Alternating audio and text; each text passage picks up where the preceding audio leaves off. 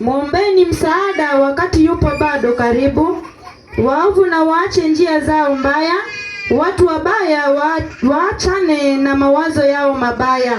Wamrudie Mwenyezi Mungu apate kuwahurumia. Wamwendee Mungu wetu maana atawasamehe. Amen. Bwana Yesu asifiwe. Amen. Bwana Yesu asifiwe. Bwana Yesu asifiwe. Tuko hapa kweli? Nataka tukue hapa sasa. Tukue hapa. Tumerudi. Haya, karibu. Maandiko nasema katika kitabu cha Isaya 55 ule mstari wa 3 tumesoma ya kwamba Mungu anasema neno linasema ya kwamba mtafuteni Bwana madamu anapatikana. Muiteni madamu yu karibu. Bwana Yesu asifiwe. Isaya anawaambia ya maneno kwa nini? Kwa sababu niliwaambia kwamba kuna wakati utafika utamtafuta Mungu hautamuona, ama utatafuta neno hautaliona. Bwana Yesu asifiwe. Kwa hivyo neno linakwambia kwamba umtafute Mungu wakati anapatikana. Bwana Yesu asifiwe. Wakati Mungu anapatikana ni wakati wa siku hii ya leo ambayo yuko mahali hapa. Bwana Yesu asifiwe. Ndio wakati Mungu anapatikana. Wakati anapatikana wakati huu wa sasa huko mahali hapa. Ndio Mungu anapatikana. Bwana Yesu asifiwe. Bwana Yesu asifiwe. Nataka turudi hapa tuamuke. Sijaona kama tumeamuka. Nataka turudi hapa. Bwana Yesu asifiwe. Turudi hapa. Wakati tunasema amen. Bwana Yesu asifiwe. Tunasema amen kabisa. Eti mwanasiasa ikuja akisema harambee si mnapiga kelele sana. Bwana Yesu asifiwe. Sasa kwa Yesu ni mbona mnasema amen? Kwani wewe ni mgonjwa? Bwana Yesu asifiwe. Unafaa kupiga kelele unasema ya kwamba amen. Unamuipisha shetani. Bwana Yesu asifiwe. Kwa sababu ya duniani unashangilia. Ya Mungu unarudi chini na kuwa mgonjwa. Bwana Yesu asifiwe. Lazima uchangamuke kwa Mungu.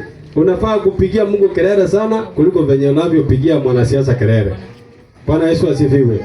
Mwanasiasa hako na ya kimwili, lakini Mungu yeye hako na ya kiroho. Bwana Yesu asifiwe. Na ya mwili hayana faida katika maisha yetu. Si tunajua hivyo? Amen. Nataka tuamuke. Kwa hivyo siku ya leo maandiko yanasema ya kwamba mtafute Yesu wakati anapatikana. Wakati wa leo ndio Yesu anapatikana. Bwana Yesu asifiwe. Amen. Siku moja wakati nilikuwa na ubiri pale mahali nilikwambia, kuna mama mmoja alikuwa ananiona anakimbia, au kuwa anataka kuniona. Bwana Yesu asifiwe. Amen. Au kuwa anataka kuniona wakati anameona nimekuja na Biblia hivi, kama alikuwa amekaa hapo amesaenda, huwezi mkuta hapo tena, amesaenda. Siku moja nikamkuta kikafura, au kuwa ananiona, nikamwambia sasa leo nimefika, usitoroke, nataka ukuhubiria neno, nataka uokoke. Mungu ameniambia kwamba uokoke. Bwana Yesu asifiwe. Amen. Yule mama akakaa kidogo hivi, akashika kasimu hivi, kufanya hivi, akatoka. Ni kama mtu amempigia simu na hajampigia. Bwana Yesu asifiwe. Akatoka akaenda. Ikakuwa ndio mtindo. Tukaenda karibu mwaka. Mungu alimpea nafasi karibu mwaka hivi. Alikataa. Sasa siku kama ya leo tulikutana na yule mama, akaniambia kwamba nilikuwa mgonjwa lakini nimepona. Sasa nataka kesho utakuja kunihubiria. Nimekubali sana, nataka kuokoka. Bwana Yesu asifiwe. Amen.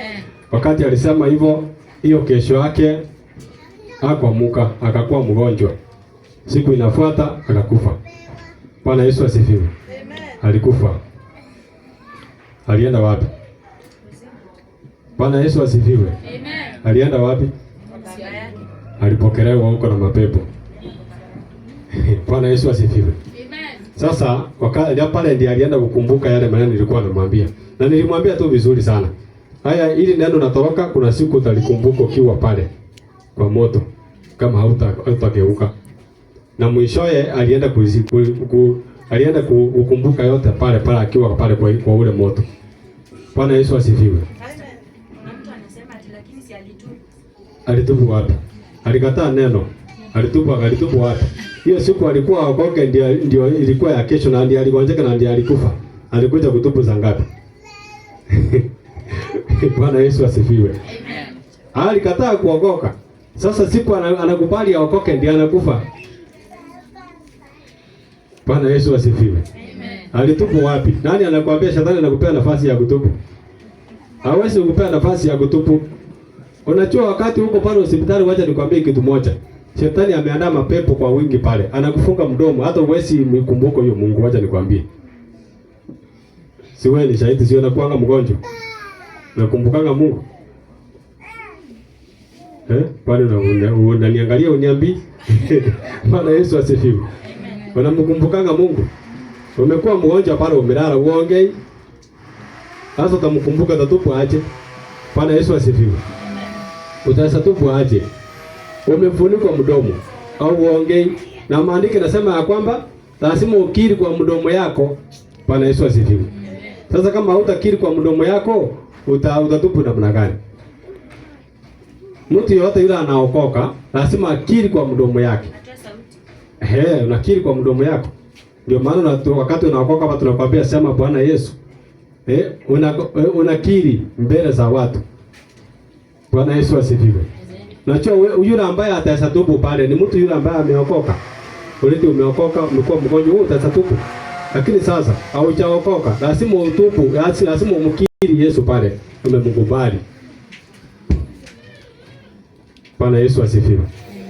Sasa wewe ambaye uko pale, shetani ndio maana kuja na kufunga mdomo. Hautaongea mpaka uende, mpaka akuchukue. Wako pale wanakungojea.